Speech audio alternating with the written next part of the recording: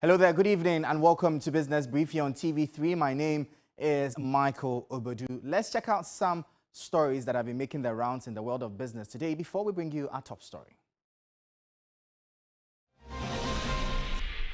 In business today, government recorded an oversubscription in its latest treasury auction, while yields maintained the upward trend, soaring to 33.2%. Although the increased interest rate may seem appealing to investors, market watchers argue the real return is negative due to inflation rate of 38.1%.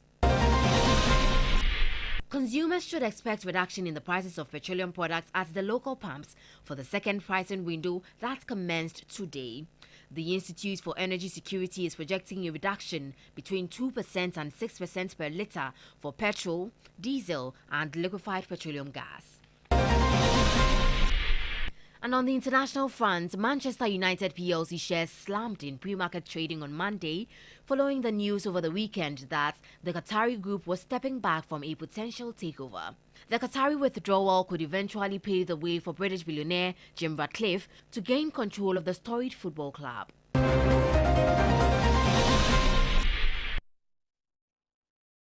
Well, thank you for staying with us. Our first story now. The Ghana Tourism Authority, GTA, has revealed that over 1,000 businesses in the country will be affected by an enforcement exercise scheduled for tomorrow. Speaking to the media during a press conference held earlier today, Deputy CEO of the authority, Eko Samson, stated that the exercise had become necessary to ensure that players in the hospitality industry comply with existing regulations and pay their respective levies. There are two means to this exercise. The illegal units, those who do not have licenses, so they are no owners. Okay, so what we are going after them because they don't have operational licenses. So that's a different thing. And then also we have the tourism levy, which we have units that are also not paying. We have about 1,774 establishments that can be more are illegal operators, and that's what we are going to ensure that they adhere to the regulations, and then also the Tourism Act 2011 at 817. The Food and Beverages Association of Ghana, FABAG, has urged government to scrap some taxes, especially the Growth and Sustainability Levy, as it prepares for the 2024 budget statement. According to the association, the numerous taxes on food and beverages have contributed to the high cost of living in the country, now also killing businesses. The government to review some of the tax policies that were introduced in the 2023 budget, and also as a feedback to government. And the feedback here is that apparently the tax measures that were introduced in the 2023 budget, such as the Growth and Sustainability Tax that sought to tax businesses' profit before tax, and then the funded exercise tax on sweetened beverages and then alcoholic beverages and all that, have not helped the business sector. The business sector clearly is shrinking and some at the verge of collapse. Companies have also laid off a lot of staff, and indeed, some businesses or businessmen, I should say, have adopted unscrupulous means of evading some of the taxes that the government sought to make revenue from. For instance, we have a lot of smuggled goods that are in the country now. Multilateral partner for trade, Borderless Alliance Ghana, is championing transformation in the country's trade landscape. Its president, Ziad Hamoui, is urging the removal of regional barriers hindering trade, a game-changing move set to improve trade facilitation. He was addressing the media at the launch of the 10th annual conference, Borderless 2023, slated for October 25 this year.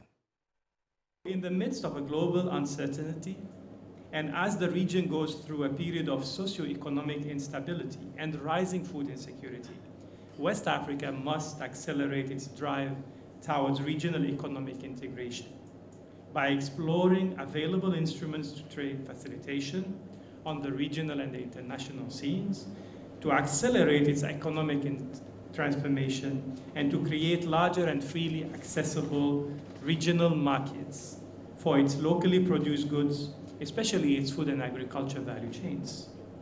And so you find that removing regional barrier trades to trade and transport, critical to harnessing that growth and development to ensure that all of West Africa's 300 million citizens plus benefit from regional integration.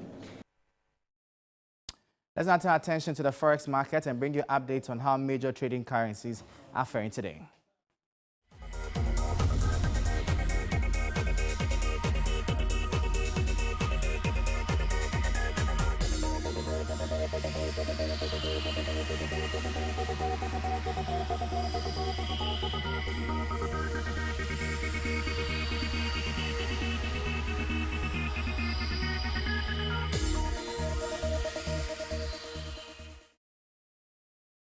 From the currency market, let's turn our attention now to the commodities market, as the price of cocoa is up by $90, trading at $3,589 per ton.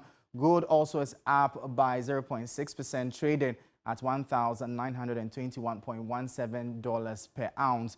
Gold, however, crude oil has dropped by just about $1, trading at $19.08 per barrel.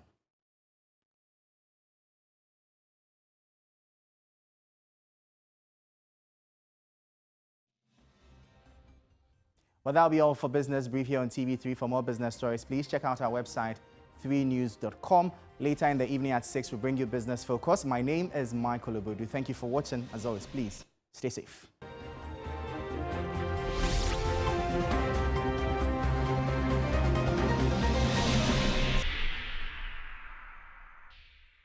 Give her something very sweet and ginger. She never getting mad and sick. Cause she call me every morning, say she tired of the mac and cheese. Wanting more of the gizzard. All I one time touch and she already fainting. All of time we be participating. We dey pull up with a gang. You